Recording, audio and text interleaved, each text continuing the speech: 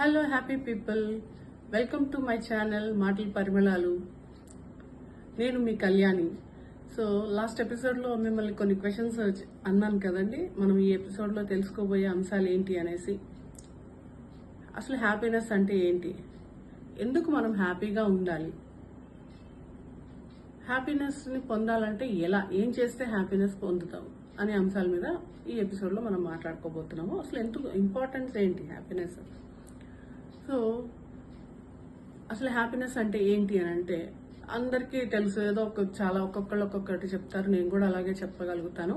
ఏంటంటే ఒక చెట్టుకి విరిసినటువంటి ఒక మొగ్గ విరిసినప్పుడు, ఆ చక్కటి పువ్వును చూసినప్పుడు కలిగే ఒక సంతోషం, ఒక పసిపాప నవ్వులు చూసినప్పుడు కలిగే ఒక సంతోషం, మనకి ఇష్టమైనటువంటి ఒక ఫుడ్ తీసుకుంటున్నప్పుడు, మనకి ఇష్టమైనటువంటి ఫుడ్ ఆర్ ఒక కప్ ఆఫ్ కాఫీ తాగుతున్నప్పుడు కలిగే సంతోషం, ఇలా చెప్పుకుంటూ పోతే కోకొల్లలండి.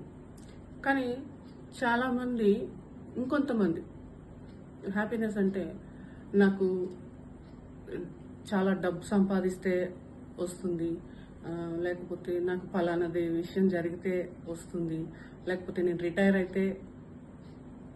అయిన తర్వాత నాకు హ్యాపీనెస్ వస్తుంది, ఇలా అనుకుంటూ ఉంటారు. అంటే ప్రస్తుతంలో వాళ్ళు హ్యాపీగా లేరు అని అర్థం, అంతే కదా.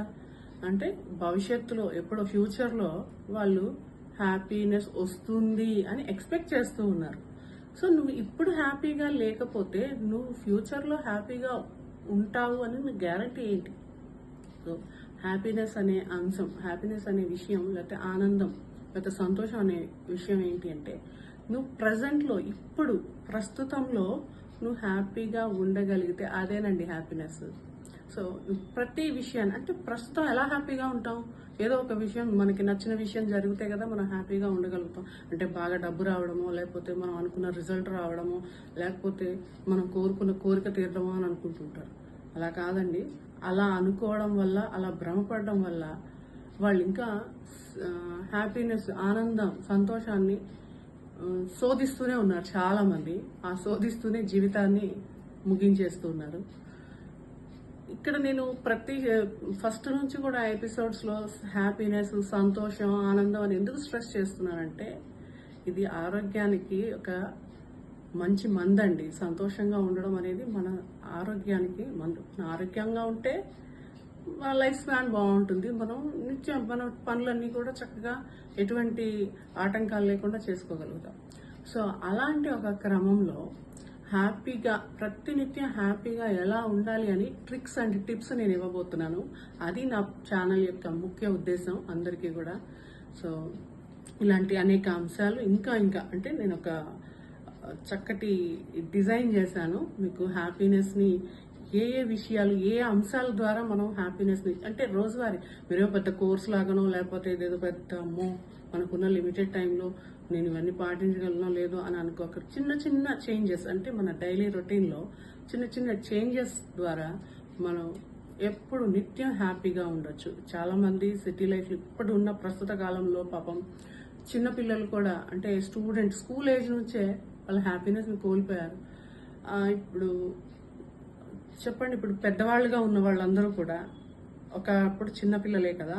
సో ఇప్పుడు మనలాంటి నా ఏజ్ సపోజ్ ఒక 30s 40s ఉన్న వాళ్ళందరూ కూడా వాళ్ళ బాల్యాన్ని చక్కగా అనుభవించారు. కానీ ఇప్పటి పిల్లలు, అంటే ఇప్పుడు స్కూల్ గోయింగ్ చిల్డ్రన్ కానీ, కాలేజ్ స్టూడెంట్స్ కానీ, ఇప్పుడు యూత్ కానీ, పాపం వాళ్ళ బాల్యాన్ని పూర్తిగా వాళ్ళు సంతోషంగా లేరు.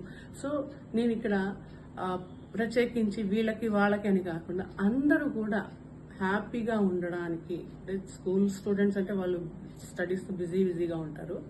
చిన్న టిప్స్ని మీ లైఫ్లో డైలీ రొటీన్లో ఇంప్లిమెంట్ చేయడం ద్వారా మంచిగా హ్యాపీగా ఉండొచ్చు. స్ట్రెస్ ఫ్రీ లైఫ్ని లీడ్ చేస్తూ మీరు ఆరోగ్యంగా ఉంటారు. అంటే ఇక్కడ ఒక రకంగా చెప్పాలంటే, mental health is very important for physical health. Both are inter dependence, అంటే ఒకదాని మీద ఒకటి డిపెండ్ అయి ఉంటాయి.